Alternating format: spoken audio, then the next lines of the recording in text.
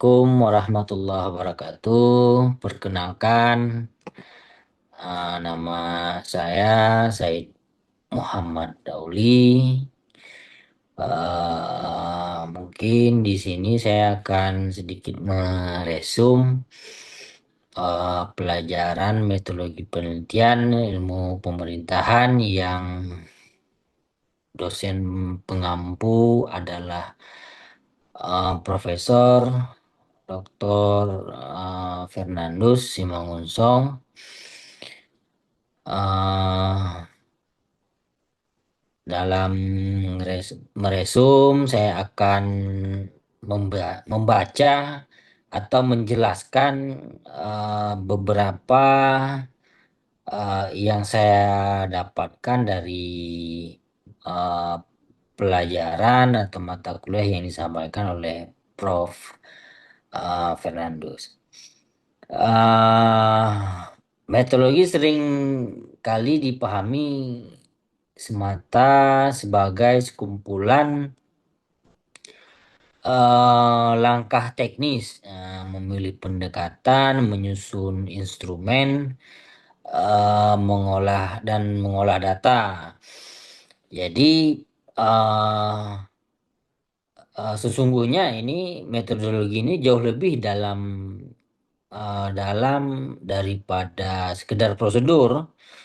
Ia merupakan cara berpikir ilmiah yang menuntun peneliti memahami hakikat pemerintahan. Nah, dengan kata lain, bagaimana memahami ilmu pemerintahan dari segi relasi kekuasaan dan dinamika kebijakan publik yang menyentuh kehidupan manusia sehari-hari.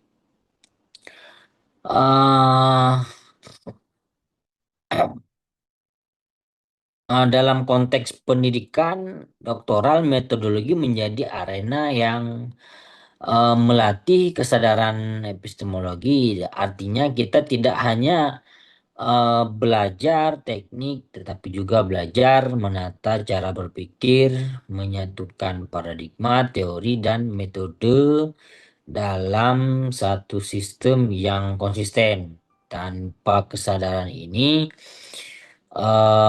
peneliti akan kehilangan arah, dan mungkin dengan data yang mungkin terkumpul, analisis yang dilakukan, tetapi maknanya akan kabur jika tidak melakukan yang namanya metodologi.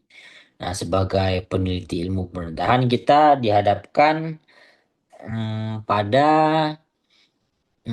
realitas sosial yang kompleks, hubungan antara negara dan masyarakat, antara kebijakan dan implementasi antara kekuasaan dan pelayanan publik. Jadi untuk itu metodologi memberikan kompas dan membantu kita menentukan dari sudut pandang apa kita melihat fenomena pemerintahan. Nah, apakah kita memandang pemerintah sebagai mesin birokrasi yang netral, atau kita memahaminya sebagai ruang interaksi sosial yang syarat nilai, syarat dengan konflik dan negosiasi? Pilihan ini menentukan paradigma penelitian kita dari segi bisa dinyatakan dari segi positivistik, atau konstruktivistik, atau mungkin kritis transformasional seperti itu. Nah, jadi dengan dengan kata lain, ketika kita menyadari bahwa setiap paradigma yang membawa konsekuensi epistemologis, kita mulai menyelami kedalaman metodologi. Nah, disinilah penelitian berubah dari sekedar tugas akademik menjadi proses refleksi filosofis. Nah, Jadi sebelumnya eh eh, dan sebelumnya telah disampaikan bahwa metodologi penelitian jantung ya, jantung dari seluruh proses ilmiah. Namun penting juga untuk diingat bahwa metodologi ini tidak berdiri sendiri. Ya, jadi ia selalu berakar pada cara pandang terhadap hakikat ilmu, ilmu pemerintah itu sendiri. Em, Mungkin pemerintahan bukan sekedar fenomena administratif, tetapi merupakan wujud, eh, bisa dibilangkan merupakan dari wujud hakikat ilmu pemerintahan itu sendiri tidak hanya menjawab pertanyaan apa yang terjadi, melainkan juga mengapa hal itu bisa terjadi dan bagaimana seharusnya dijalankan. Ya, dalam eh, dalam memahami metodologi penelitian berarti juga memahami cara berpikir ilmiah yang berdasarkan nilai ya. Ilmu pemerintahan tidak pernah netral jika secara moral, tapi di dalamnya selalu eh, selalu terkandung selalu terkandung gagasan tentang keadilan, pelayanan, dan tanggung jawab publik. Ya. Seorang peneliti juga eh, seorang peneliti juga peneliti yang baik ya harus mampu menempatkan diri bukan hanya sebagai pengamat kebijakan, melainkan juga sebagai bagian dari upaya memperbaiki sistem tata kelola pemerintahan agar lebih manusiawi dan berkeadilan. Dengan demikian, penelitian bukan semata upaya akademik, tetapi juga bentuk dengan penelit apa bukan hanya semata upaya akademik, tetapi juga bentuk pengabdian terhadap nilai-nilai kemanusiaan dan demokrasi. Ya. Kita ambil contoh sederhana dari praktik pemerintahan di tingkat lokal, ketika sebuah kabupaten menerapkan kebijakan pelayanan terpadu satu pintu, penelitian pemerintahan tidak hanya akan meneliti efektivitas prosedur. Ya. Nah, dari segi administratifnya, kita, tapi juga harus menelaah sejauh mana kebijakan tersebut mencerminkan nilai pelayanan publik. Bukan hanya alat untuk mengumpulkan data, tapi juga lensa moral untuk menilai bagaimana kebijakan berdampak terhadap martabat manusia. Lebih lanjut, perkembangan metodologi dalam ilmu pemerintahan tidak dapat dilepaskan dari perubahan cara manusia memahami realitas sosial. Pada masa lalu, penelitian pemerintahan lebih menekankan aspek normatif, bagaimana pemerintah seharusnya bekerja. Namun kini, paradigma penelitian berkembang menjadi lebih empiris dan reflektif.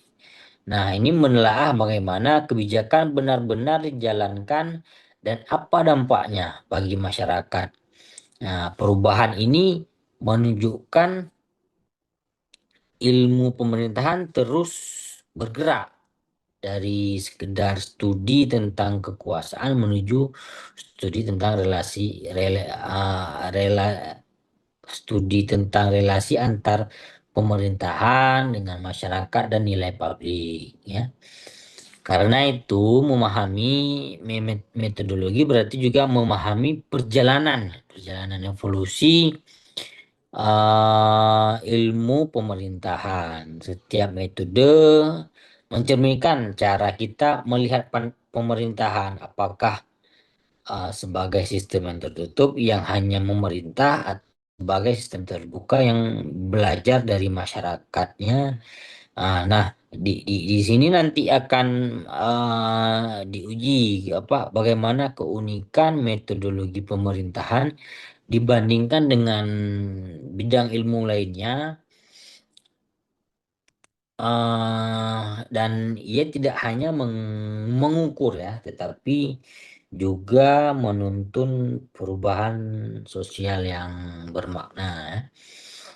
Eh, Mungkin akan saya jelaskan sedikit bagaimana ilmu pemerintahan itu sebagai fenomena sosial ya. Jadi ilmu pemerintahan berbeda dari ilmu politik dan atau hukum gitu.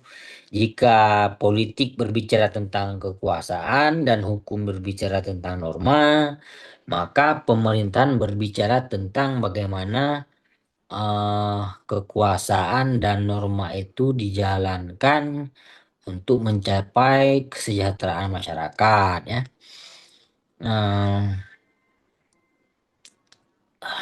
jadi dalam dalam konteks ini eh, metodologi menjadi sarana membangun rasionalitas ya pemerintahan, bagaimana keputusan itu diambil, bagaimana kebijakan dilaksanakan, dan bagaimana dampak yang dapat dipertanggungjawabkan kepada publik. Nah, dengan pemahaman metodologis yang kokoh, peneliti pun dapat menilai ya, melihat dan menilai apakah sebuah kebijakan benar-benar berpihak pada kepentingan rakyat atau hanya produk, gitu, produk kompromi publik semata, produk kompromi semata seperti itu. Nah, eh jadi dengan yang selanjutnya kesadaran filsafat dalam dalam penelitian ya. Dalam sesi awal perkuliahan kita dapat melihat metodologi itu dari akar filsafatnya ya.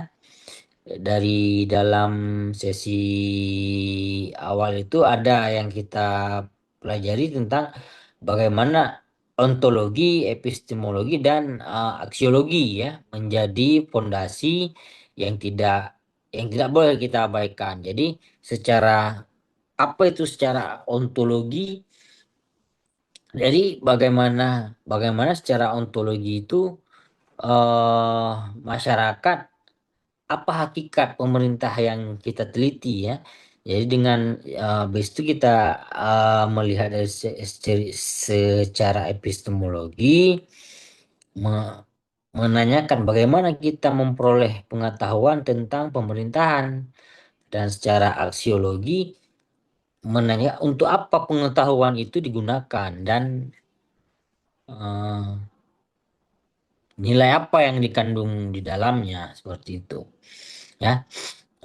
Kesadaran terhadap tiga aspek ini akan membuat penelitian kita tidak hanya sahih secara ilmiah tapi juga bermakna secara moral karena pada akhirnya penelitian pemerintah penelitian pemerintahan haruslah berpihak kepada kemaslahatan publik bukan sekedar memenuhi rasa keingintahuan bersama keingintahu akademik saja seperti itu. Nah, yang kedua, pada struktur disertasi dan proses penelitian dalam ilmu pemerintahan ya. Ini materi yang kedua. Nah, kita memasuki bagian penting dari perjalanan ilmiah yaitu struktur disertasi dan proses penelitian. Disertasi tidak hanya sekedar laporan penelitian, tapi merupakan bentuk puncak dari refleksi keilmuan seorang peneliti. Melalui disertasi, seorang mahasiswa doktoral memperlihatkan kematangan berpikirnya, kemampuan menghubungkan teori dengan realitas pemerintahan, dan kecakapan menemukan solusi atas masalah-masalah masalah-masalah kebijakan publik yang kompleks ya. Jadi struktur disertasi tidak lahir begitu saja ya, bisa mencerminkan logika ilmiah dari proses berpikir. Jadi setiap bab yang nantinya setiap bagian adalah jalinan antara konsep, data, dan refleksi teoritik yang menggambarkan perjalanan intelektual si peneliti nantinya. Nah, pada tahap awal nih, jadi perumusan ide dan masalah penelitian. Nah, di sini setiap penelitian besar dimulai dari pertanyaan yang sederhana, eh, namun bermakna ya, dan bermakna dalam artian penelitian itulah yang nanti menuntun si peneliti menemukan arah, dan arah itulah yang nantinya menjadi tema disertasi ya. eh dan selanjutnya, dalam konteks ilmu pengetahuan, masalah penelitian sering muncul dari eh misal ini dari misalnya tadi perumusan ide dan masalah penelitian ya. Misalnya kita berbicara teori birokrasi dan dirancang untuk melayani publik, tetapi dalam praktik sering kali terjebak dalam logika kekuasaan. Dari celah inilah nih si peneliti menemukan ruang akademik untuk menggali pertanyaan ilmiah, mengapa terjadi pergeseran dan bagaimana seharusnya sistem pemerintahan itu diperbaiki ya. Dan perumusan masalah yang kuat akan mengarahkan seluruh struktur disertasi. Nah, disinilah peneliti harus menjawab tiga hal ya: apa yang diteliti, mengapa hal itu penting diteliti, dan bagaimana cara menelitinya. Nah, dan tahap yang kedua, kajian teori dan kerangka konseptual ya. Setelah masalah dirumuskan, tahap berikutnya adalah menyusun kajian teori dan kerangka konseptual. Nah, teori bukan sekedar kutipan dari buku atau jurnal yang akan kita kutip, tetapi merupakan lensa ya, atau untuk melihat realitas ya. Melalui teori, peneliti juga akan memahami nantinya struktur kekuasaan, mekanisme kebijakan, dan interaksi sosial yang membentuk praktik pemerintahan ya. Kerangka konseptual kemudian disusun untuk menjelaskan hubungan antar variabel atau antar unsur pemerintahan yang akan diteliti dalam ilmu pemerintahan.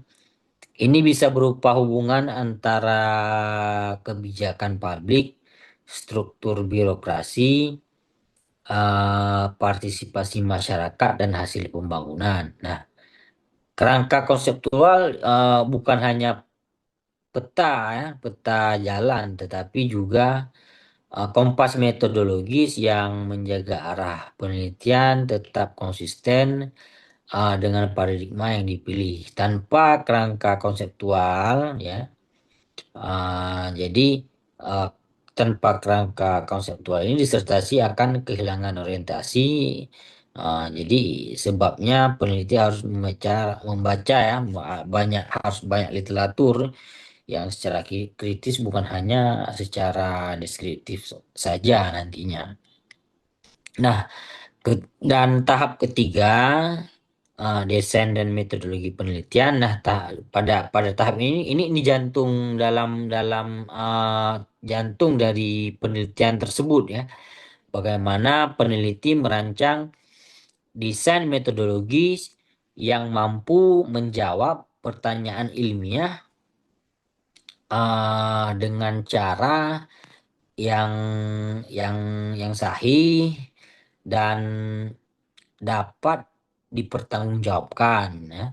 Metodologi juga harus bisa uh, uh, apa, metodologi harus dipilih bukan karena popularitas, tapi juga karena kesesuaian dengan tujuan dan sifat pertanyaan penelitian ya. Dalam ilmu pemerintahan nantinya, dalam pilihan metodologi nantinya ya sering berada di antara dua dua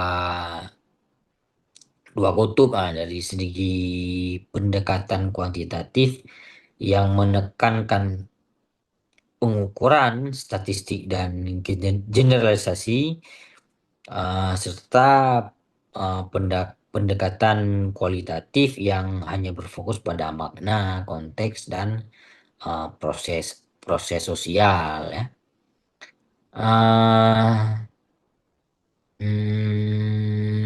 Namun ya, di tingkat doktoral nanti peneliti diharapkan mampu yang memadukan keduanya secara reflektif agar kombinasi atau pendekatan mixed metode ini dapat digunakan untuk memperkaya hasil penelitian dan memberikan kedalaman analisis yang lebih komprehensif. Adapun pendekatannya nanti bisa peneliti juga bisa menjawab tiga pertanyaan, yang bagaimana data ini kita kumpulkan, bagaimana data ini dianalisis, dan bagaimana keabsahan data ini dijaga ya.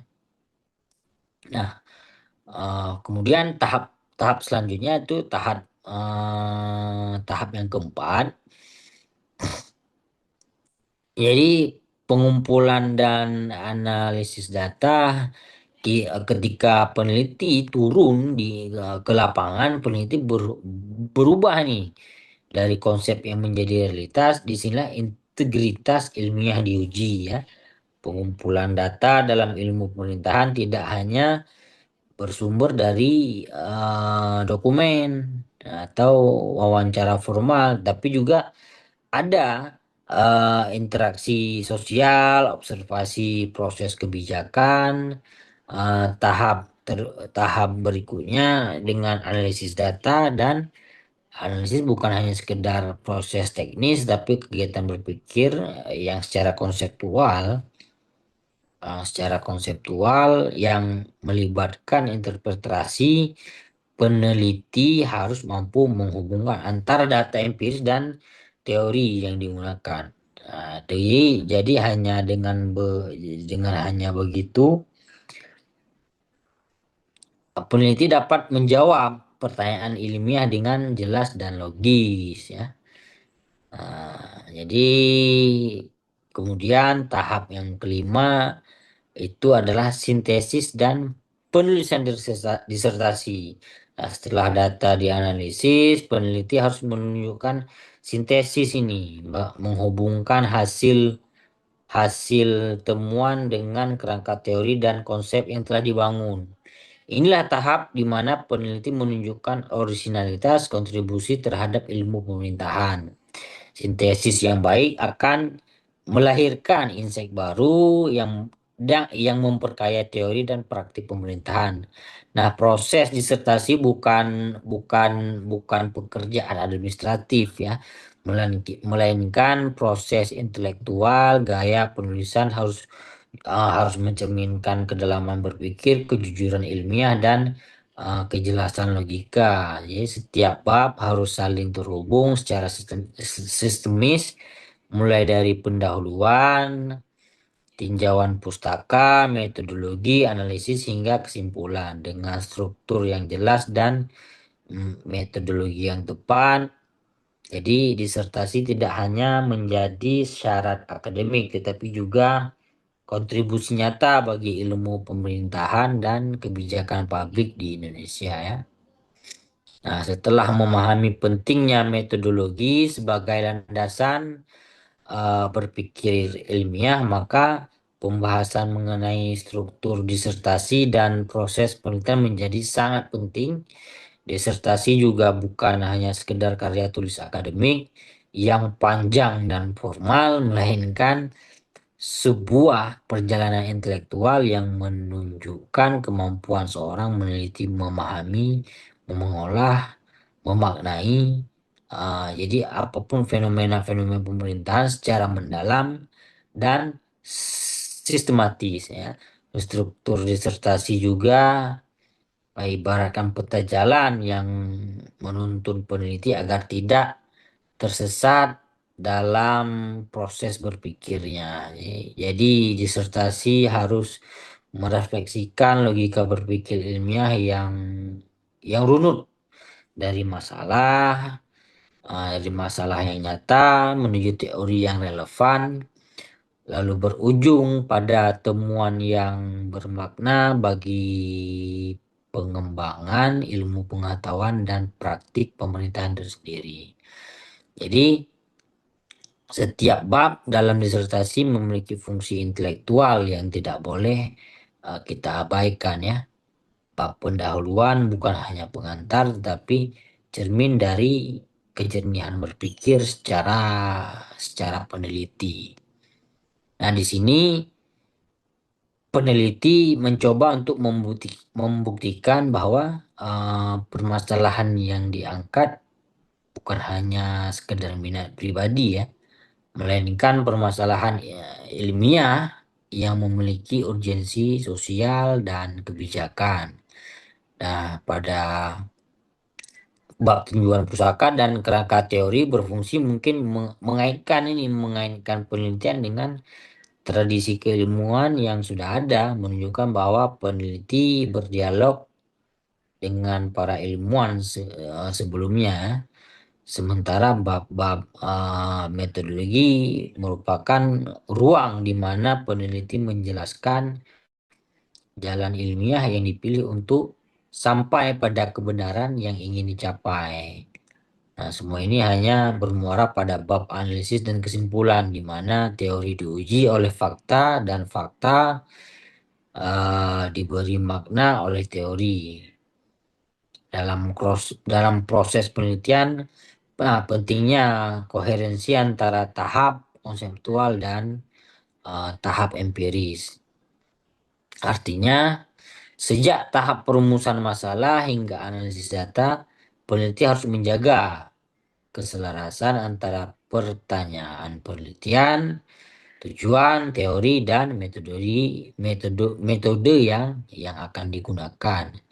Nah, banyak peneliti pemula terjebak dalam situasi di mana teori dan metode berjalan sendiri-sendiri tanpa benang merah yang menghubungkan keduanya. Padahal peneliti yang seluruh komponen saling menulis disertasi dengan kata lain disertasi yang sejati itu adalah bentuk pengendalian diri ilmiah. Nah, seorang peneliti doktoral tidak hanya diuji pada kemampuan analisis tapi juga pada ketekunan, konsistensi dan kejujuran dalam berpikir ya. Proses menulis inilah merevisi dan memverifikasi data untuk latihan moral bagaimana kita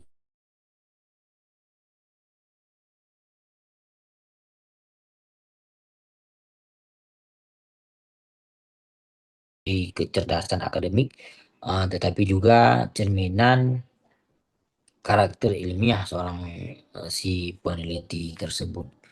Nah, penting juga ini memahami bahwa penelitian dalam ilmu pemerintahan ini tidak memiliki keunikan tersendiri dibandingkan dengan bidang ilmu lainnya. Jadi peneliti sering berhadapan dengan fenomena yang tidak sepenuhnya bisa diandalkan ya, seperti perubahan kebijakan mendadak, dinamika politik lokal, atau resistensi dari lembaga pemerintahan yang diteliti. Eh,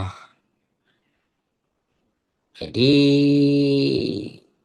nah, dengan kondisi itu, eh menurut jadi dengan kondisi yang di atas tadi itu menuntut fleksibilitas metodologi dan kedewasaan akademik ya.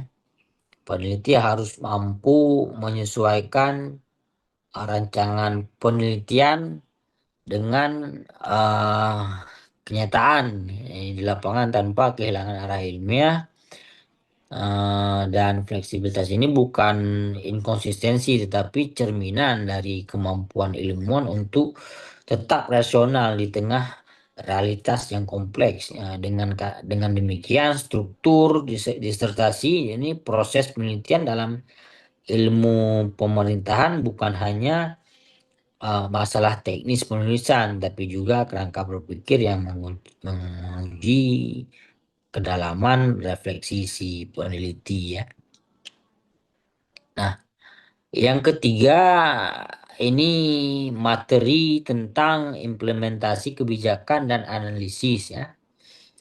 Jadi kita memasuki tahap penting dalam dinamika ilmu pemerintahan. Jadi pada proses implementasi kebijakan dan analisis pemerintahan ya. Nah, implementasi itu apa? The heart of governance, nah, jantung dari penyelenggara pemerintahan. Jadi kebijakan yang hebat di atas kertas tidak akan berarti apa-apa jika tidak dijalankan dengan baik di lapangan. Dalam kerangka metodologi penelitian, tahap implementasi ini saat di mana teori diuji oleh kenyataan sosial. Nah, jadi di sini kita melihat apa gagasan ilmiah adalah yang dapat hidup dan berfungsi di tengah masyarakat.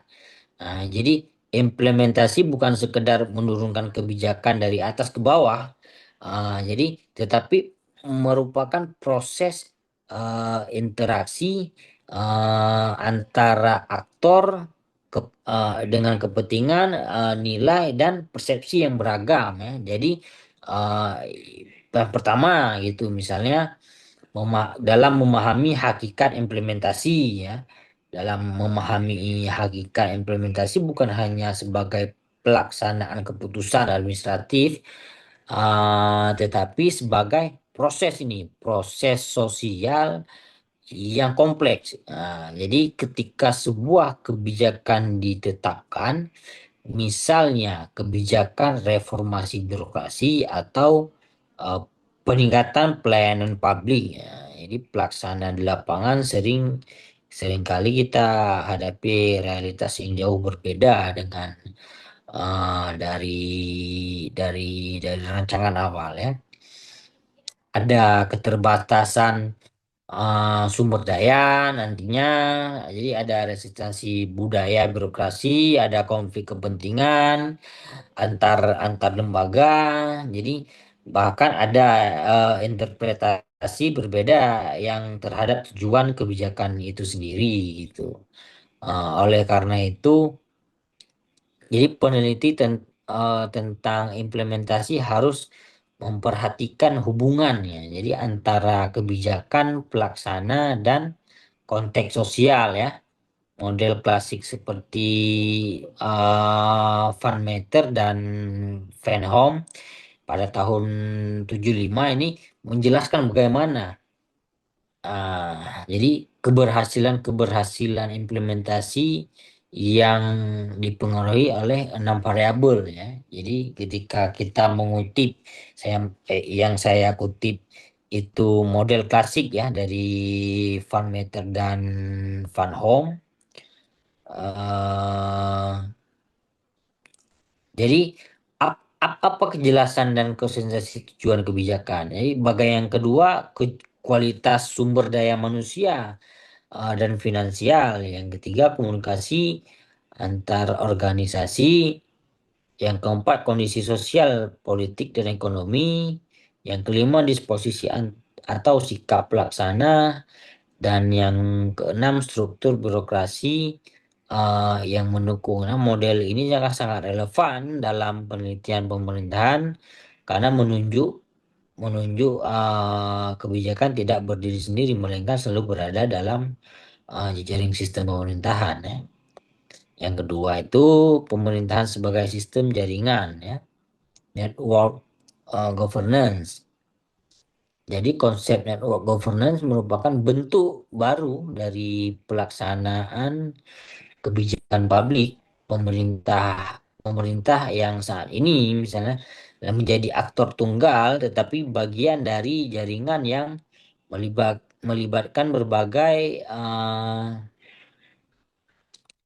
yang yang jadi pemerintahan yang saya tidak hanya menjadi aktor tunggal ya.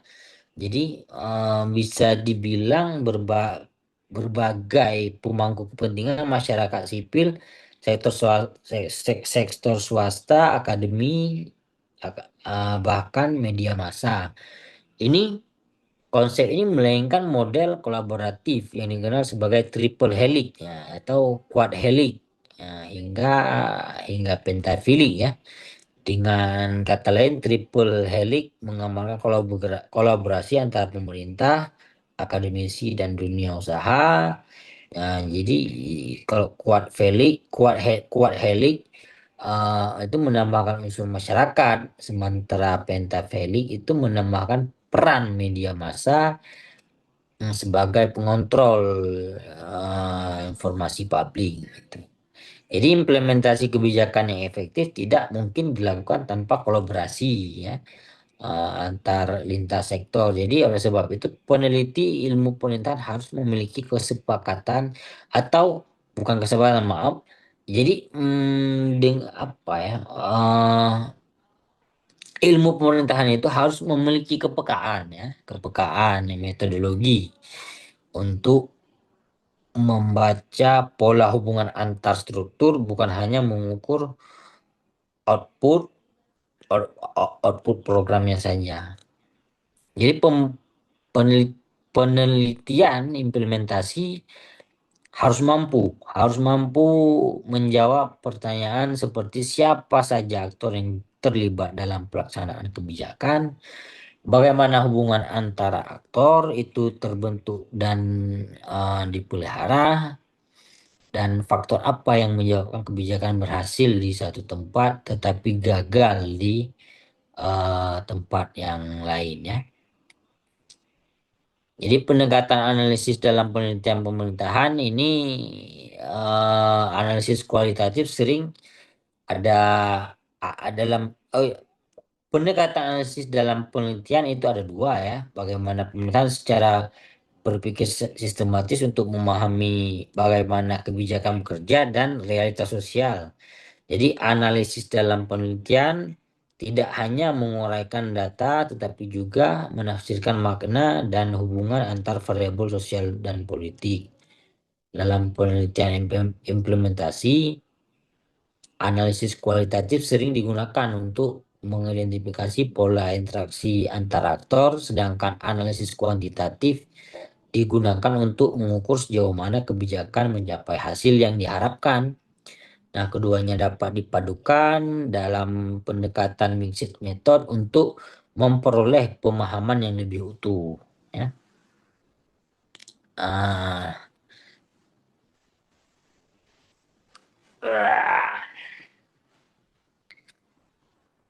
jadi hmm,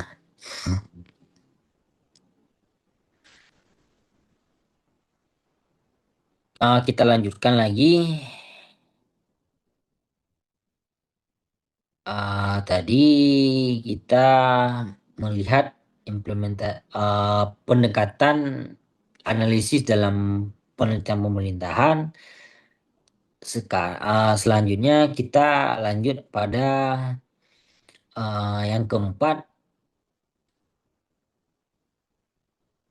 yaitu implementasi sebagai cermin tata kelola ya, atau governance mirror ya. Implementasi yang dicerminkan atas tata kelola pemerintahan, yang artinya jika kita ingin mengetahui apakah sebuah pemerintahan berjalan baik, lihatlah bagaimana kebijakan dilaksanakan di tingkat bawah. Apakah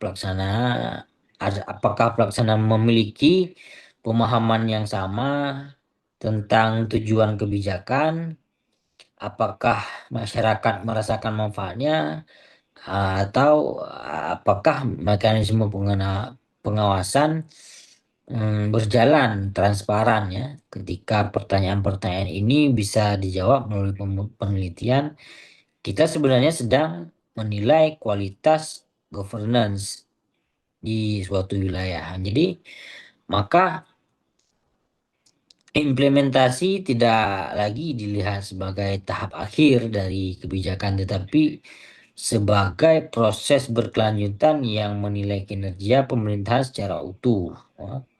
Dan pembahasan ini kita belajar bahwa implementasi bukan sekedar pelaksanaan, tetapi perwujudan nilai dan paradigma pemerintahan itu sendiri.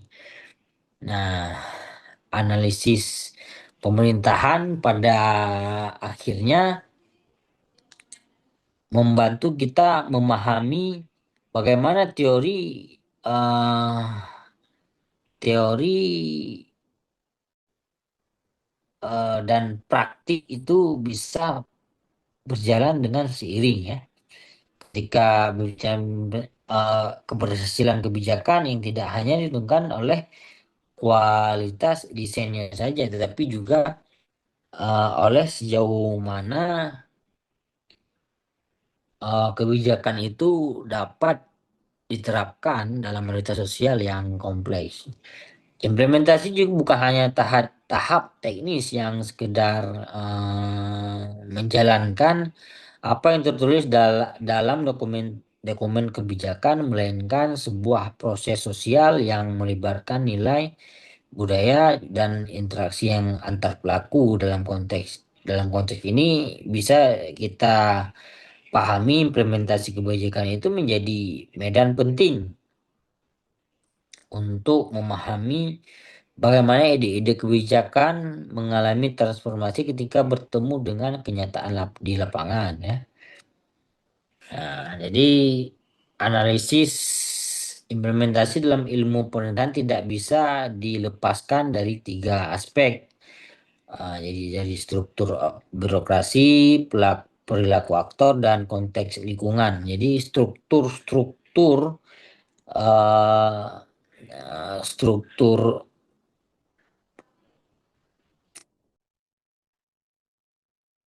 struktur birokrasi juga mencerminkan gitu mekanisme mekanisme organisasi yang mengatur bagaimana kebijakan itu dijalankan, baik dari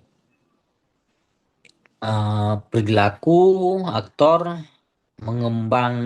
menggambarkan sejauh mana nilai kepentingan dan kapasitas individu berpengaruh terhadap hasil kebijakan. Nah, sementara konteks lingkungan, baik sosial, politik maupun ekonomi, menjadi faktor eksternal yang memperkuat atau justru menghambat proses implementasi ya.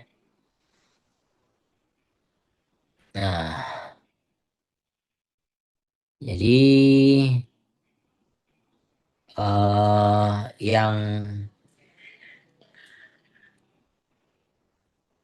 yang ketiganya tidak tidak dapat dipisahkan karena bekerja dalam satu sistem yang saling interaksi. Dalam realitas pemerintahan, implementasi sering kali dihadapkan pada fenomena policy gap, yaitu jarak antara kebijakan yang dirancang dengan hasil yang dicapai. Nah, jadi penelitian implementasi berfungsi untuk menjelaskan mengapa kesenjangan ini terjadi. Apakah karena koordinasi yang lemah atau sumber daya yang terbatas atau karena implementasi pelaksana yang berbeda dari tujuan pembuat kebijakan. Nah, pertanyaan-pertanyaan semacam ini bukan sekedar analisis administratif, melainkan refleksi mendalam tentang bagaimana kekuasaan dijalankan dan bagaimana tanggung jawab publik dikelola ya. Jadi eh, dalam praktiknya penelitian tentang implementasi pemerintahan membutuhkan kemampuan peneliti untuk masuk ke dalam sistem tanpa kehilangan jarak kritis. Jadi peneliti harus mampu mendengar suara birokrat, peneliti juga harus harus tahu mendengar suara masyarakat dan pihak-pihak yang terdampak kebijakan, lalu menafsirkan dinamika itu dengan kacamata teori. Nah, metode seperti wawancara yang mendalam misalnya, observasi partisipatif misalnya, dan studi kasus yang menjadi penting untuk menggali realitas yang seringkali tidak tampak di permukaan. Nah, pendekatan ini yang sebagai bentuk empati ilmiah di mana peneliti tidak hanya mengumpulkan data tapi juga berupaya memahami makna yang terkandung di balik tindakan kebijakan. Nah, jadi lebih jauh, analisis pemerintahan bukan hanya upaya menjelaskan bagaimana kebijakan dijalankan, tetapi bagaimana nilai pemerintahan itu sendiri diuji dalam proses implementasi. Ya.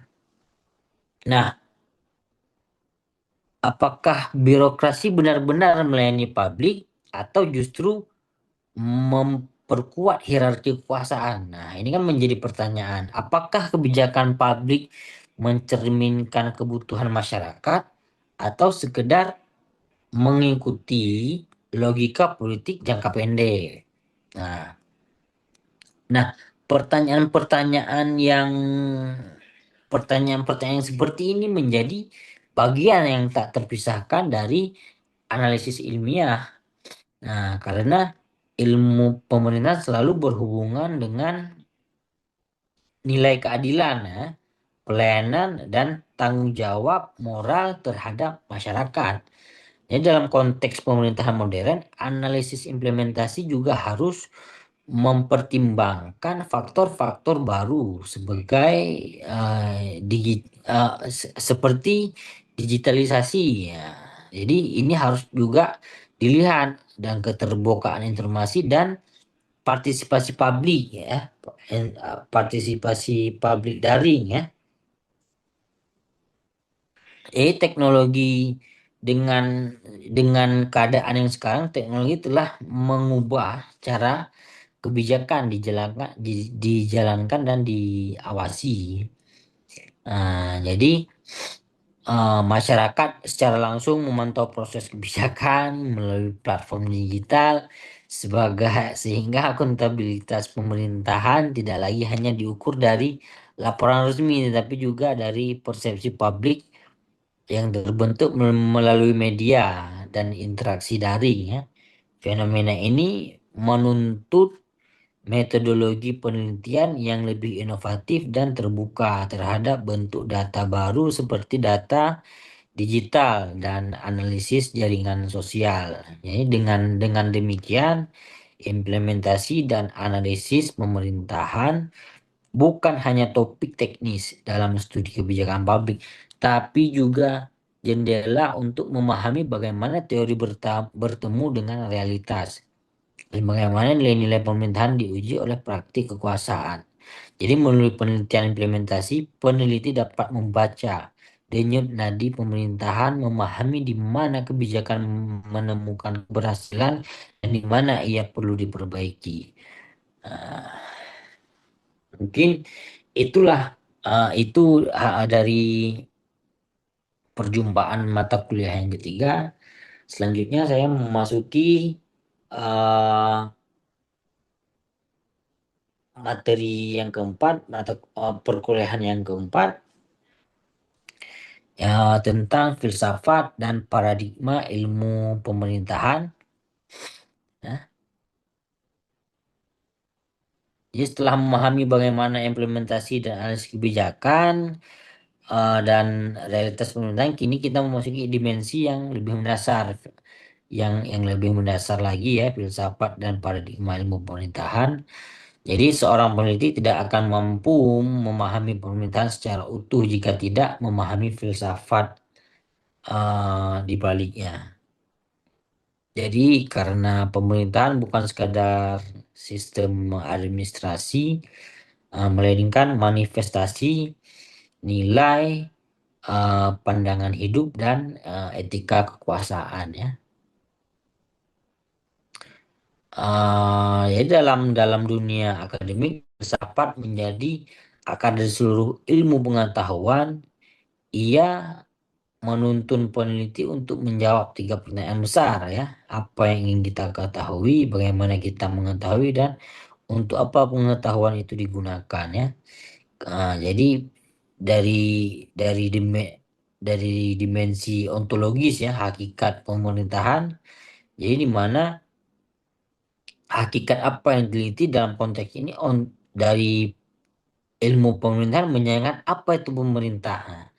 Jadi jika apakah ia sekedar lembaga formal atau menjalankan kekuasaan negara atau sebuah sistem sosial yang berfungsi melayani manusia, dan pemerintahan harus dipahami bukan hanya sebagai struktur birokrasi tetapi sebagai proses sosial yang mengandung nilai moral dan tanggung jawab publik. Jadi pemerintahan adalah relasi antara negara dan warga negara, antara kebijakan dan pelayanan, antara otoritas dan keadilan. Nah, jadi oleh karena itu peneliti dalam ilmu pemerintahan tidak boleh terjebak dalam pandangan yang sempit dan mekanistik. Ini harus mampu melihat pemerintahan sebagai entitas yang hidup, bergerak, berubah, dan berkembang sering dengan dinamika masyarakat ya. Dan yang dari yang kedua, bagaimana cara memahami pemerintahan ya, dimensi epistemologi ya. Jadi yang pertama tadi ontologi, yang kedua epistemologi, di mana bagaimana kita memperoleh pengetahuan tentang pemerintahan. Nah, jadi bagaimana cara pandangan realitas menentukan cara kita melihat realitas itu. Nah, jadi eh, ada ada ada ada pendekatan epistemologi itu ada dari segi positivistik yang menganggap realitas dapat diukur secara objektif, yang kedua konstruktivistik yang melihat realitas sebagai interaksi sosial dan makna, yang ketiga adalah secara melihat pemerintahan secara kritis yang berupaya membongkar ketimpangan kekuasaan dan mengusulkan perubahan sosial. Nah, tidak ada satu pendekatan yang lebih unggul dari dari yang lain ya. Semuanya bergantung pada pertanyaan penelitian dan tujuan ilmiah yang hendak dicapai. Jadi, peneliti yang bijak dia akan mampu menyesuaikan epistemologi dengan karakter masalah yang dikaji. Jika peneliti kita ingin menjelaskan hubungan sebab akibat, maka pendekatan yang memang adalah yang mungkin relevan. Namun jika ingin memahami makna kebijakan masyarakat, maka pendekatan konstruktivistik lebih depan ya. Jika ingin mengkritisi ketidakadilan dalam birokrasi atau relasi kuasa, maka pendekatan kritis menjadi pilihan metodologi yang etis dan bermakna ya. Jadi selanjutnya kita melihat pendekatan aksiologis ya, nilai dan etika dalam penelitian pemerintahan dari di mana ketiga ya, pertama aksiologis membahas tentang pengetahuan yang digunakan. Ya, jadi dalam pandangan aksiologis ini bagaimana pertanyaan tentang nilai dan moral gitu ya. Apa penelitian kita lakukan demi kepentingan akademik semata atau juga untuk kemaslahatan publik juga ya. Jadi penelitian dalam bidang pemerintahan, jadi kita melihat secara implikasi yang etis ketika setiap kebijakan publik yang kita nilai dan berdampak langsung pada kehidupan masyarakat. Nah, jadi seorang peneliti pemerintahan harus menjunjung tinggi nilai-nilai kejujuran, keadilan, dan tanggung jawab sosial ya. Nah, peneliti yang baik tidak juga hanya menguasai teori, tidak tidak hanya ha- eh, tidak hanya menghasilkan teori baru ya, tapi juga memperkuat nilai-nilai kemanusiaan dan praktik pemerintahan. Inilah esensi dari aksiologi, ya, mengembalikan ilmu kepada fungsi sosialnya. Jadi menciptakan pemerintahan yang lebih adil, transparan, dan manusiawi ya. Yang keempat itu paradigma ilmu pemerintahan, di mana perkembangan paradigma ilmu pemerintahan ini melalui beberapa fase ya. Jadi ada fase klasik, ada fase atau yang birokratik yang menekankan hierarki dan kepatuhan pada aturan. Yang kedua yang paradigma manajerial yang menunjukkan efisiensi dan hasil. Yang ketiga paradigma governance yang menekankan kolaborasi dan partisipasi. Yang keempat paradigma digital dan smart governance yang mendepankan transparansi, inovasi, dan teknologi informasi ya. Perubahan paradigma-paradigma tidak secara teknis melainkan ada filosofisnya ya.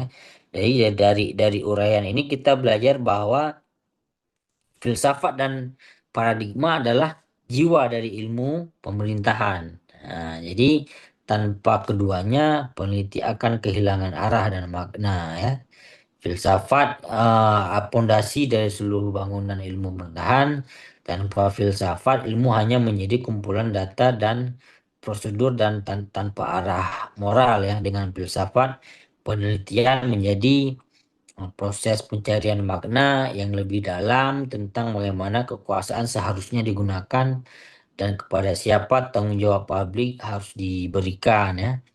Dalam konteks inilah peneliti pemerintahan tidak boleh berhenti pada pertanyaan apa dan bagaimana, tapi juga harus berani bertanya mengapa ya. Jadi pertanyaan-pertanyaan tersebut eh, inilah yang pertanyaan-pertanyaan yang membedakan ya, pertanyaan yang dengan peneliti akademik dari sekedar teknokrat kebijakan. Jadi setiap dimensi filsafat ini ada tiga ya, jadi secara ontologi, epistemologi, dan aksiologi. Jadi sejatinya tidak hanya berdiri sendiri. Jadi secara uh, ontologi membantu penemuan bagaimana itu diteliti, sedangkan aksiologi mengarahkan untuk apa pengetahuan itu digunakan ya. Uh, jadi paradigma membentuk cara pandang peneliti dalam membaca fenomena ya, menentukan metode dan menafsirkan hasil penelitian. Ya. Jadi pendekatan ini memperkaya peneliti pemerintahan untuk menuntut peneliti memahami hubungan kekuasaan, komunikasi, kebijakan, dan partisipasi sosial secara lebih mendalam. Jadi filsafat dan paradigma pada akhirnya memberikan arah etis bagi ilmu pemerintahan dan mengingatkan ya, mengingatkan kita bahwa tujuan akhir dari peneliti bukan sekadar menemukan teori baru, tetapi menciptakan pemerintahan yang lebih manusiawi, rasional, dan berkeadilan. Jadi, memahami filsafat, peneliti tidak hanya menguasai metode, tetapi juga membangun kesadaran moral ya, bahwa setiap kebijakan, setiap keputusan, dan setiap hasil penelitian memiliki dampak terhadap kehidupan manusia. Jadi makna makna terdalam dari ilmu pemerintahan bukan sekedar tentang kekuasaan, tetapi tentang tanggung jawab dan kebijakan tentang tanggung jawab dan kebijakan dalam mengelola kehidupan bersama.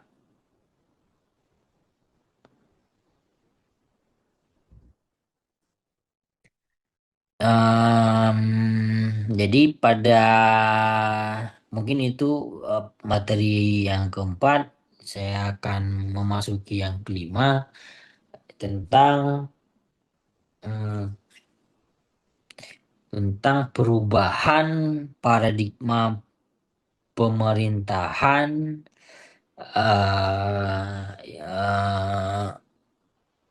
ya, materi yang kelima ya. Jadi setelah memahami filsafat dan paradigma yang menjadi fondasi berpikir di ilmu keuangan, sekarang kita memasuki paradigma pemerintahan pada perubahan paradigma pemerintahan ya. Jadi dalam segmen ini kita akan membahas bagaimana paradigma pemerintahan mengalami transformasi dari masa ke masa ya, serta apa makna bagi penelitian dan praktik penyelenggaraan negara. Yang pertama paradigma birokratik. Ya, ini paradigma klasik ya. Jadi paradigma pemerintahan yang pertama kali dikenal secara luas adalah paradigma birokratik. Ya, paradigma ini lahir dari pemikiran Max Weber ini. Ini pemerintahan yang sudah sangat lama ini, yang memandang birokrasi sebagai organisasi rasional yang berfungsi menjalankan aturan yang secara tertib dan efisien. Dalam paradigma ini, pemerintahan dipahami sebagai mesin yang digerakkan oleh struktur hierarkis, prosedur baku, dan pembagian tugas yang ketat. Ya. Keunggulan paradigma ini terletak pada kepastian hukum dan stabilitas administrasi. Jadi, namun kelemahannya adalah kaku dan sering kali mengabaikan aspek manusiawi dalam pelayanan publik. Jadi birokrasi menjadi lambat dan ruang inovasi menjadi sempit karena segala sesuatu diatur melalui jalur formal dan prosedural. Pada masa ini, keberhasilan pemerintahan diukur dari seberapa patuh aparat terhadap aturan, bukan dari seberapa besar dampak kebijakan terhadap kesejahteraan rakyat ya. Yang kedua paradigma manajerial ya, dan new public management. Jadi memasuki tahun 80-an dunia mengalami perubahan nih, kritikan terhadap birokrasi yang lamban dan tidak efisien melahirkan paradigma baru ya, yaitu new public management ya. Paradigma ini dipengaruhi oleh semangat sektor swasta yang menekankan hasil atau output dan efisiensi.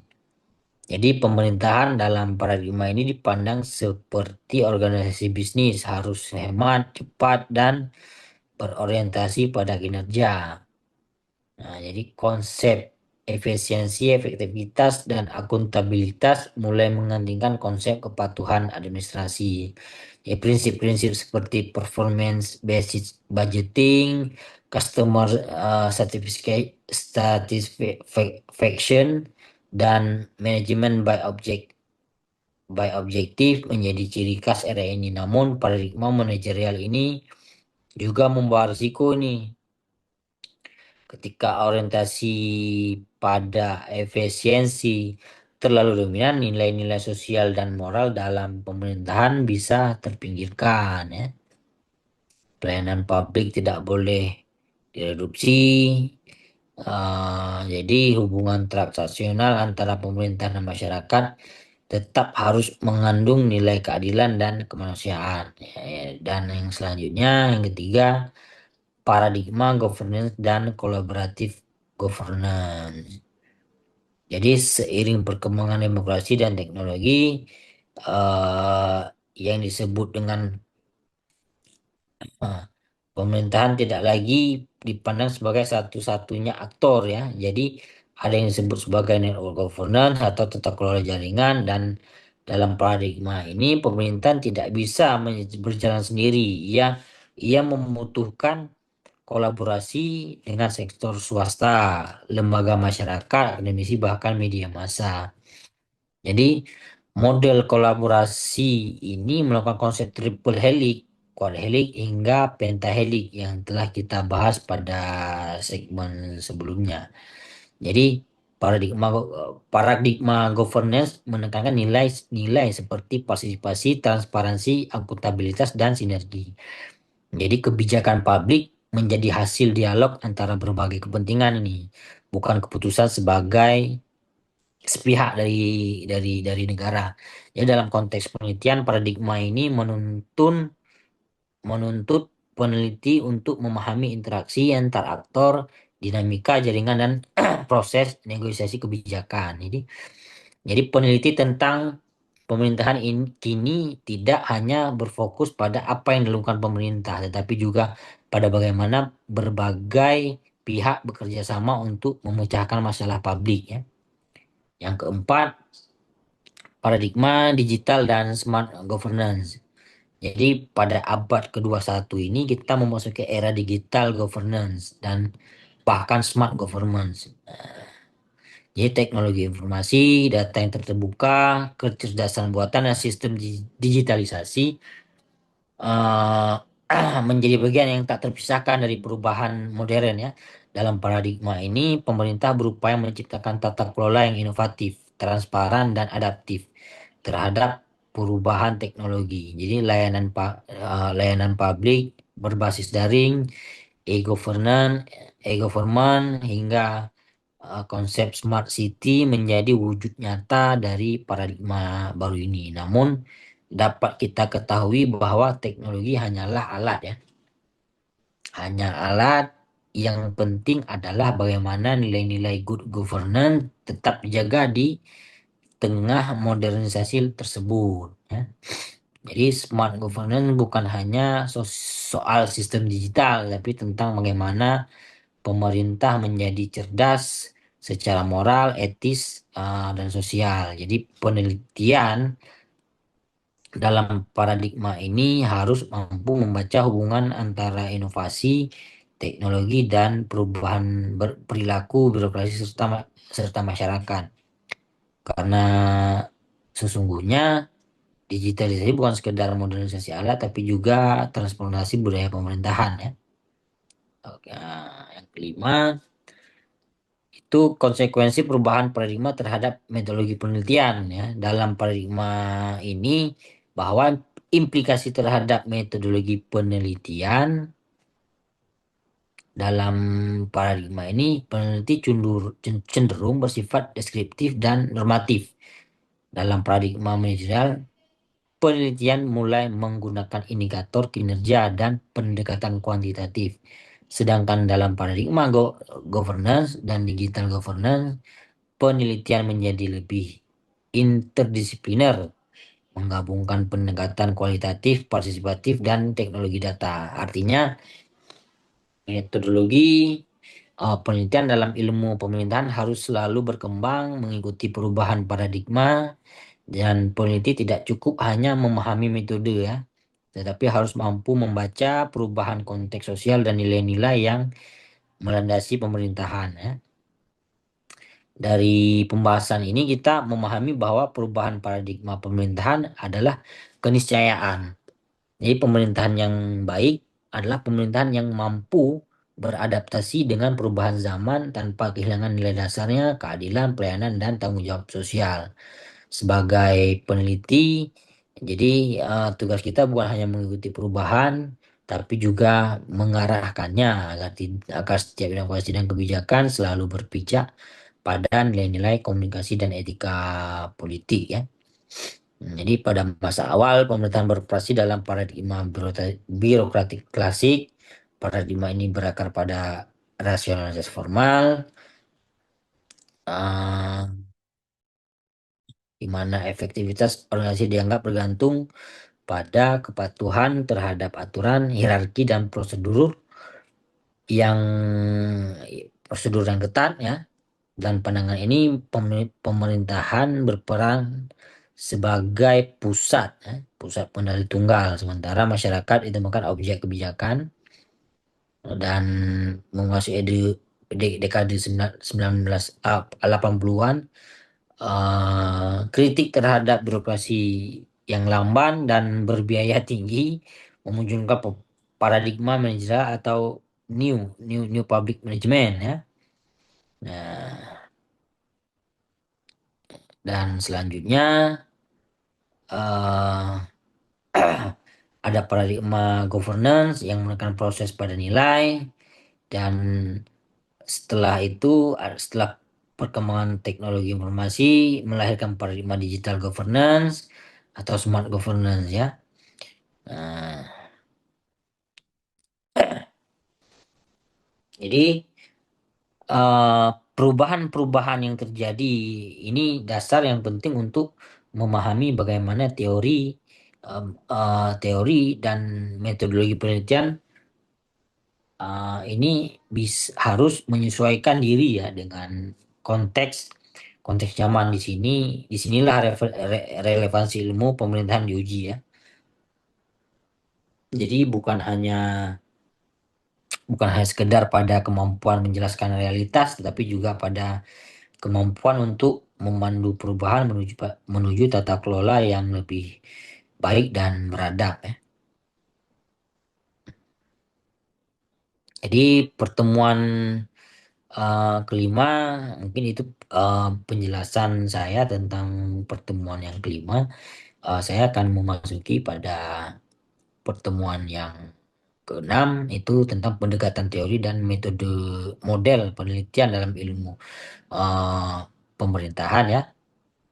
Kita eh, telah melihat ya bagaimana paradigma pemerintahan terus berubah dari zaman ke zaman. Namun di balik perubahan itu ada satu hal yang tidak boleh diabaikan: peran teori dan model dalam bimbingan penelitian. Jadi teori adalah peta intelektual yang menunjukkan arah berpikir peneliti agar tidak tersesat dalam lautan data dan fenomena sosial ya. Dalam penelitian pemerintahan, teori membantu kita memahami mengapa suatu kebijakan lahir, bagaimana ia dijalankan, dan dampaknya terhadap masyarakat. Jadi yang pertama itu fungsi teori dan penelitian pemerintahan. Jadi teori ini memiliki tiga fungsi utama. Jadi yang pertama fungsi penjelas, yang kedua adalah fungsi prediktif, yang ketiga adalah fungsi normatif ya. Jadi sebagai sebagai contoh, eh teori good governance. Nah, jadi bukan hanya sekedar menjelaskan bagaimana pemerintah bekerja, tapi juga menuntun bagaimana pemerintah seharusnya bekerja transparan, partisipatif, dan akuntabel ya. Teori bukanlah kebenaran mutlak, dia hanya menjadi konstruksi manusia yang lahir dari refleksi terhadap kenyataan sosial. Karena itu harus selalu diuji, dikritisi dan dikontekstualisasikan dengan kondisi pemerintahan Indonesia yang khas, plural, dinamis, yang seringkali penuh dengan paradoks. Nah, jadi yang kedua, jenis-jenis teori dalam ilmu pemerintahan ya. Di dalam ilmu pemerintahan, teori dapat dibedakan menjadi beberapa jenis. Ini teori struktural, institusional, yang menekan peran lembaga, aturan, dan struktur organisasi pemerintahan. Jadi contoh teori birokrasi Weber dan teori kelembagaan baru ya, atau new institusional ya. teori proses dan kebijakan publik yang berfokus pada bagaimana kebijakan dibuat, diimplementasikan, dievaluasi. Contoh model proses kebijakan DUN, ya, serta model Van Meter dan Van Horn, ya, tentang implementasi teori interaksi dan governance, ya, yang menjelaskan hubungan antar aktor dan pemerintahan. Nah, contohnya collaborative governance, network governance, dan polycentric. Nah, polycentric governance, ya.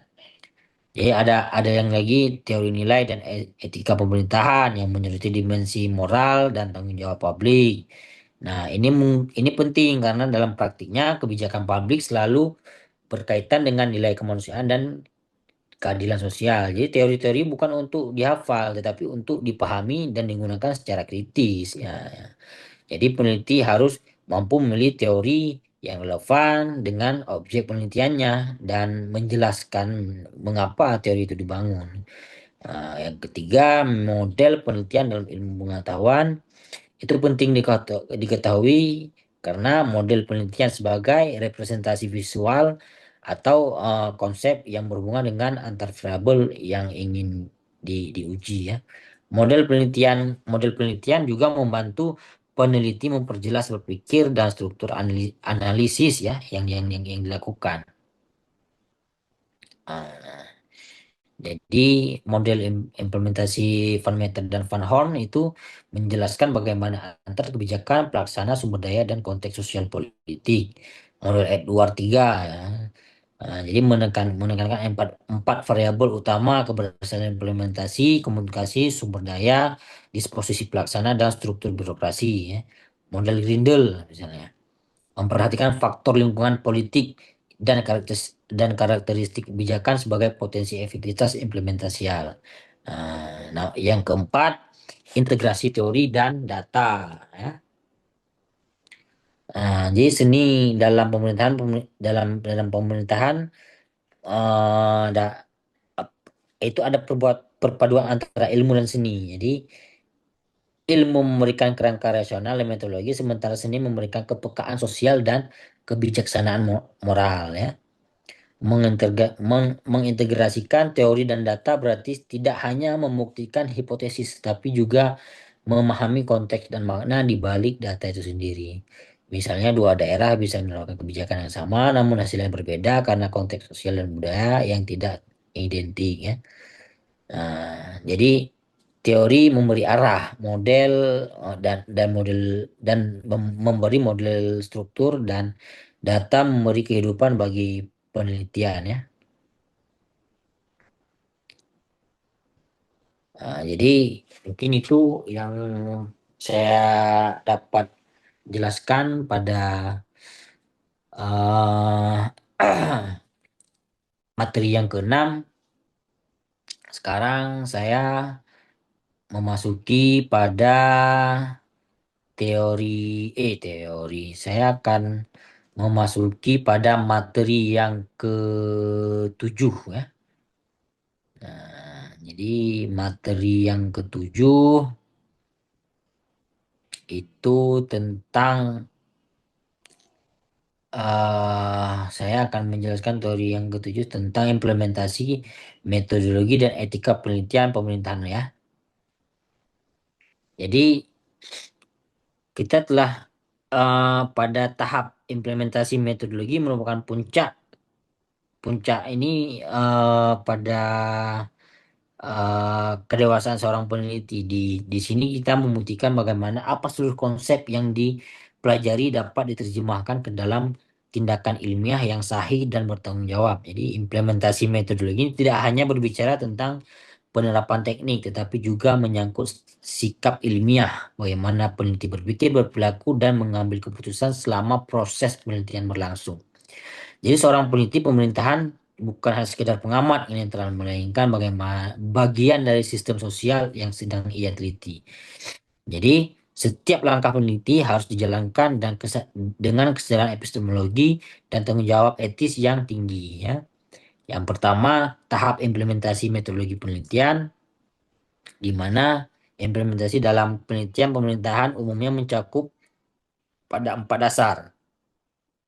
Yang pertama perencanaan, pengumpulan data, analisis, dan validasi hasil ya. Yang pertama pada tahap perencanaan peneliti memastikan bahwa rancangan penelitian yang telah disusun sebelumnya benar-benar dapat diterapkan di lapangan. Ini mencakup kesiapan instrumen, pemahaman konteks sosial, serta strategi adaptasi terhadap kemungkinan dinamika politik dan birokrasi. Jadi penelitian pemerintahan sering kali berhadapan dengan situasi yang kompleks dan sensitif ya, seperti resistensi dari lembaga tertentu, keterbatasan akses informasi, atau perubahan kebijakan di tengah kebijakan. Karena itu, fleksibilitas dan kemampuan adaptif menjadi syarat utama bagi peneliti lapangan. Ya. Tahap kedua adalah pengumpulan data. Di sini teori bertemu kenyataan. Nah, peneliti harus menggunakan metode yang telah dirancang, wawancara mendalam, observasi partisipatif, studi dokumen, atau survei dengan ketelitian dan integritas tinggi. Nah, dalam melakukan proses penelitiannya, penting ini triangulasi data yang merupakan proses menggabungkan berbagai sumber informasi ini dan menghasilkan kebenaran dalam hasil penelitian ya. Triangulasi ini bukan hanya teknik pengujian validasi, tapi juga wujud ini, wujud tanggung jawab ilmiah penelitian terhadap keakuratan dan kejujuran akademik. Nah, ini tahap ketiga adalah analisis data yang merupakan inti dari proses berpikir ilmiah. Analisis tidak sekedar memproses data menjadi tabel atau narasi, yang melainkan kegiatan menafsirkan makna di balik data tersebut. Dalam ilmu pemerintahan, analisis selalu berhubungan dengan nilai dan konteksnya. Misalnya data tentang tingkat partisipasi masyarakat, dalam kebijakan publik ini tidak hanya bisa dilihat sebagai angka statistik, tapi juga harus dipahami sebagai refleksi dan hubungan kepercayaan antara pemerintahan dan warga negara. Tahap terakhir adalah validasi hasil penelitian. Nah, tahap ini memastikan bahwa hasil yang diperoleh bukan semata implementasi subjek penelitian, melainkan temuan yang dapat diuji dan diakui secara ilmiah. Validasi ini dilakukan untuk diskusi akademik. Nah, jadi uji publik atau ini di mana argumen-argumen peneliti diuji ketahanannya terhadap kritik dan pandangan lain. Nah, dengan melalui 4 tahap ini secara konsisten peneliti membangun bukan hanya hasil penelitian tetapi juga reputasi akademik dan kredibilitas ilmiah yang menjadi dasar kepercayaan publik terhadap ilmu pemerintahan itu sendiri ya. Dan yang kedua, kita akan melihat integritas dan objektivitas dalam penelitian pemerintahan ya. Dalam setiap tahap implementasi metodologi, integritas menjadi kata kunci yang tidak bisa kita tawar ya. Jadi peneliti pemerintahan bekerja di ruang yang erat dan syarat kepentingan publik, yang syarat dengan kepentingan politik, yang syarat dengan kekuasaan, dan juga syarat dengan birokrasi. Jadi dalam situasi seperti itu, godaan untuk berkompromi terhadap kebenaran ilmiah itu sangat besar. Namun, peneliti sejati itu harus berdiri tegak di atas prinsip integritas akademiknya yang jujur terhadap data, objektif terhadap fakta, dan transparan terhadap proses. Jadi objektivitas dalam penelitian tidak berarti peneliti harus bebas nilai, karena dengan ilmu sosial nilai selalu hadir ya. Jadi objektivitas berarti peneliti mampu menjadi nilai-nilai yang mempengaruhi dirinya dan tetap menjaga jarak kritis agar tidak menyelewengkan makna ilmiah dari data. Nah, selanjutnya kita melihat contoh misalnya ketika meneliti kebijakan pemerintah, peneliti hanya mampu melihat uh, dari berbagai sudut, bukan hanya mampu melihat dari berbagai sudut kepentingan birokrat, kepentingan masyarakat dalam kerangka hukum dan mengikutinya. Ya, jadi integritas bukan hanya sekedar soal moral pribadi, tetapi juga soal kejujuran akademik ya.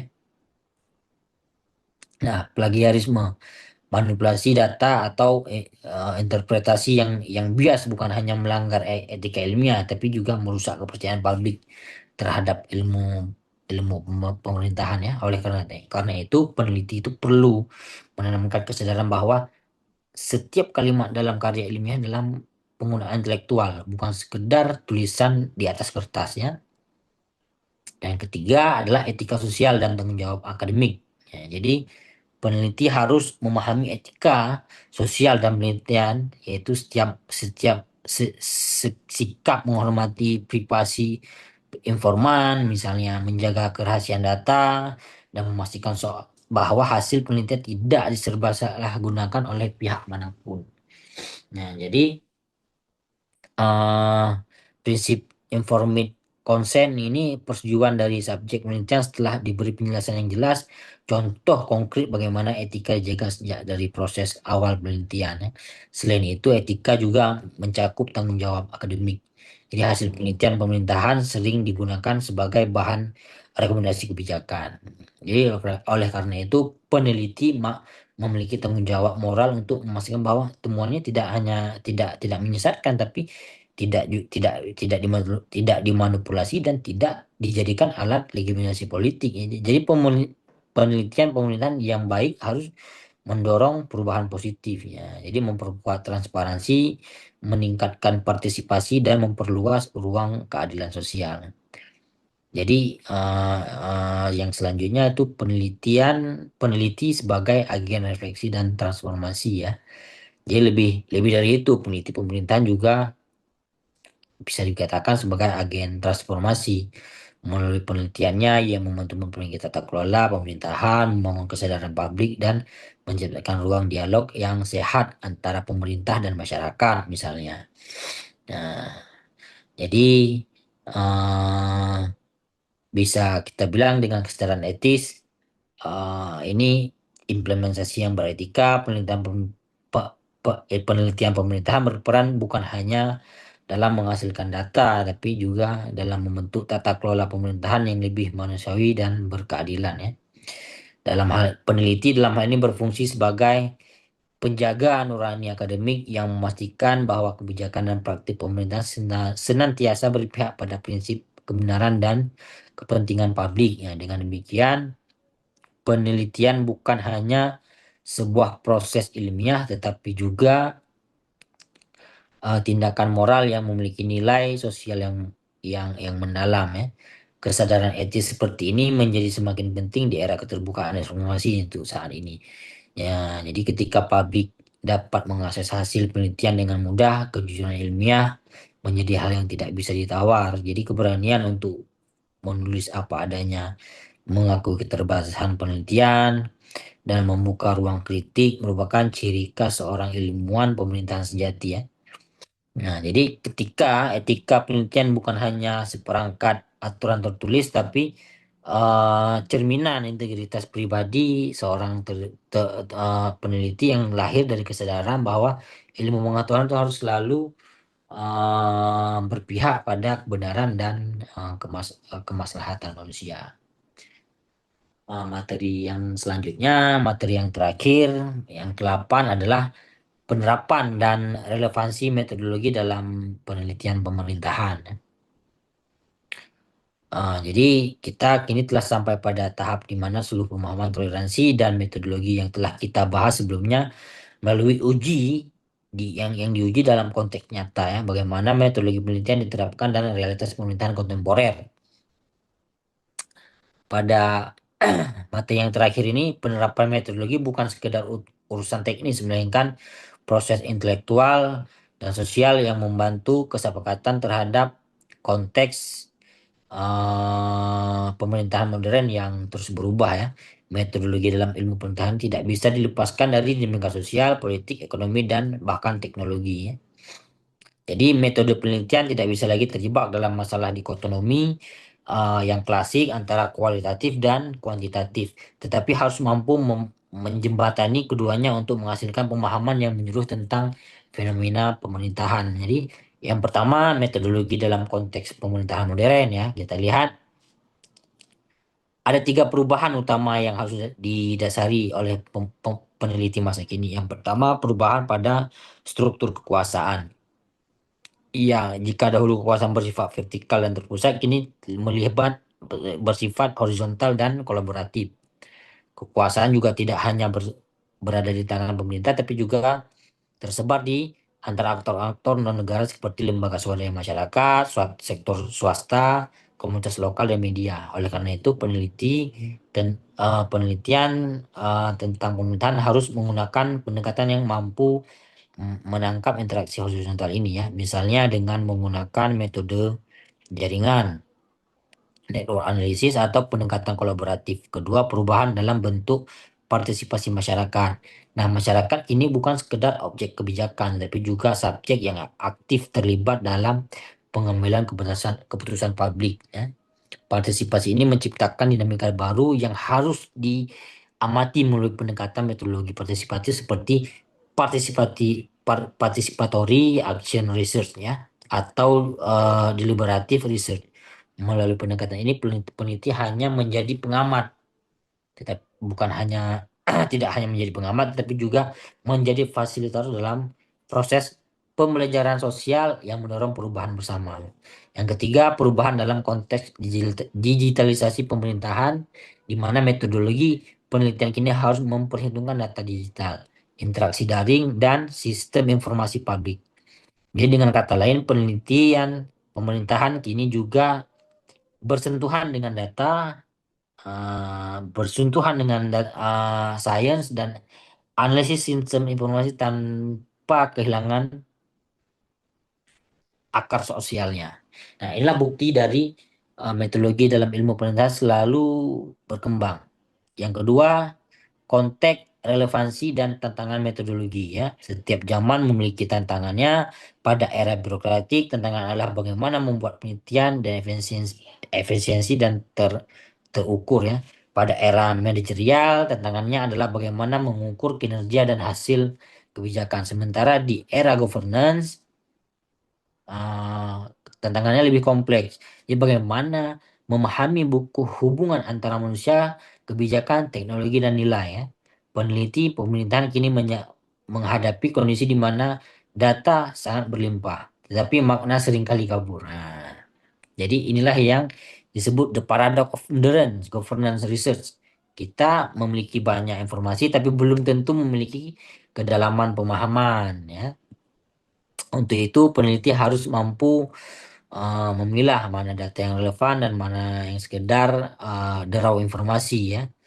Nah, di sini kemampuan metodologisnya harus diuji. Jadi di metodologis bukan hanya tentang teknik mengumpulkan data, tetapi tentang kemampuan berpikir sistemik, analitis, dan reflektif untuk mengubah data menjadi pengetahuan yang yang bermakna.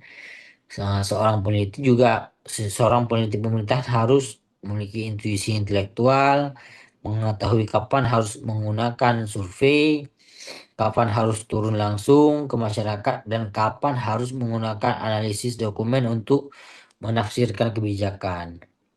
Jadi yang ketiga, integrasi nilai dan dalam penerapan metodologi. Dalam setiap penerapan metodologi jangan pernah memisahkan antara metodologi dan nilai. Jadi metodologi ada cara, tetapi nilai adalah arah. Nah, dan yang keempat adalah penerapan metodologi interdisipliner. Nah, jadi eh, pada penerapannya, menurut peneliti harus berpikir terbuka, sensitif terhadap perubahan dan tetap berpegang pada nilai-nilai moral dan integritas akademik. Ya. Oke, jadi eh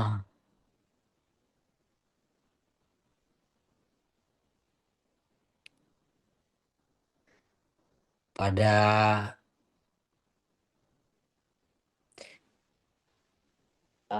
penjelasan selanjutnya adalah narasi proposal tugas akhir ya. Jadi pada latar belakang penelitian ini didasari dengan fakta bahwa tata kelola wilayah perbatasan itu eh, penelitian yang saya lakukannya berangkat pada realitas bahwa dinamika globalisasi telah mengubah wajah hubungan antar negara secara fundamental. Harus manusia, barang, dan informasi yang melintas batas wilayah negara ya yang berlangsung semakin cepat dan hal ini membawa implikasi besar terhadap keamanan serta kedaulatan nasional ya. Jadi oleh karena itu penelitian ini berfokus pada menganalisis bagaimana tata kelola perbatasan negara dijalankan dalam menjaga kedaulatan NKRI serta faktor-faktor yang menghambat efektivitas kebijakan tersebut. Jadi secara teoritis penelitian ini berpijak pada beberapa konsep utama. Pertama, teori kebijakan publik yang memberikan kerangka berpikir untuk memahami bagaimana kebijakan disusun, implementasikan, dan evaluasi dalam konteks tata kelola. Dari sisi metodologi, penelitian ini menggunakan pendekatan kualitatif dengan metode analisis deskriptif, di mana pendekatan ini lebih ke karena permasalahan tata kelola perbatasan tidak dapat diukur semata dengan angka, tapi harus dipahami melalui makna, persepsi, dan interaksi sosial antar aktor yang terlibat ya. Dan ruang lingkup penelitian ini berfokus pada analisis kebijakan pengelolaan perbatasan negara, khususnya terkait efektivitas, kondisi kelembagaan, dan peran instansi yang terkait, seperti Direktorat Jenderal Imigrasi, Bea Cukai, TNI, dan aparat daerah. Jadi secara substansi peneliti mengidentifikasi tiga masalah pokok. Yang pertama, belum terciptanya kolaborasi pemerintah yang optimal dalam pengelolaan perbatasan negara. Yang kedua, meningkatnya kasus-kasus kejahatan lintas batas seperti perdagangan orang dan penyelundupan. Yang ketiga, belum optimalnya pelaksanaan tata kelola perbatasan yang terintegrasi antar aspek keamanan dan pembangunan masyarakat. Nah, dari rumusan masalah tersebut, penelitian bertujuan untuk yang pertama mengidentifikasi dan menganalisis tata kelola perbatasan negara dalam menjaga kedaulatan NKRI. Yang kedua, mengetahui faktor-faktor penghambat yang mempengaruhi efektivitas tata kelola perbatasan. Yang ketiga, mengembangkan model tata kelola perbatasan negara yang ideal berbasis kolaborasi lintas lembaga dan partisipasi masyarakat ya. Nah, jadi dalam konteks penelitian pemerintah dalam penelitian ini tidak berhenti pada deskripsi kejadian itu saja atau struktur kelembagaan semata, melainkan berupaya memahami dinamika sosial yang melatar belakangi kebijakan-kebijakan tersebut ya dalam dalam hal uh, disertasi yang akan saya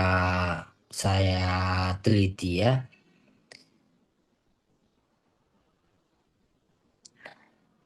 Mungkin ini saja yang bisa saya sampaikan pada penjelasan dan penjabaran antara materi dan eh, disertasi penelitian yang akan saya laksanakan. Mungkin saya hanya menjabarkan latar belakang dan tujuan masalah dan rumusan masalahnya saja. Mungkin ini saja yang bisa saya sampaikan.